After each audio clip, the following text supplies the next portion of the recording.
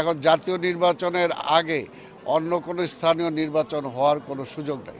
Mayor পদের শপথ বাড়ানোর দাবিতে নগর ভবন অবরুদ্ধ করে রাখা ইশরাক হোসেন স্বেচ্ছায় সরে না গেলে ঢাকার 2 সিটি কর্পোরেশনের নির্বাচনের দিকে এগোবে সরকার।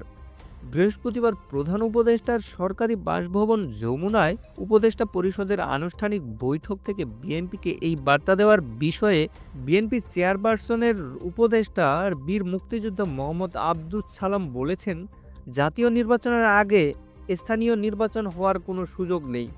শুক্রবার বেলা 11টায় রাজশাহীর গোদাগাড়ী উপজেলার কেতুকধামের গৌরাঙ্গদেব বিগ্রহ ট্রাস্টের শ্রী শ্রী রাধা গোবিন্দ জিউ মন্দির পরিদর্শন ও স্থানীয়দের সাথে মতবিনিময় সভা শেষে সাংবাদিকদের প্রশ্নের জবাবে আব্দুস সালাম কথা বলেন।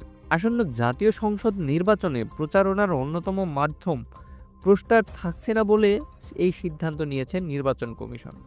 জাতীয় সংসদ নির্বাচনে রাজনৈতিক দল ও প্রার্থীর আচরণবিধি খসড়া চূড়ান্ত করে এমন সিদ্ধান্ত নিয়েছেন কমিশন।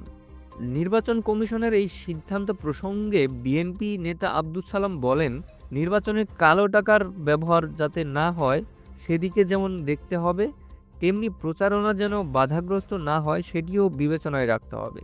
এর আগে খেতুবধামে অনুষ্ঠিত মতবিনিময় সভায় বিএনপি চেয়ারপারসনের উপদেষ্টা আব্দুস সালাম সীমান্ত দিয়ে পুশিন নিয়ে ভারত সরকারের সমালোচনা করেন।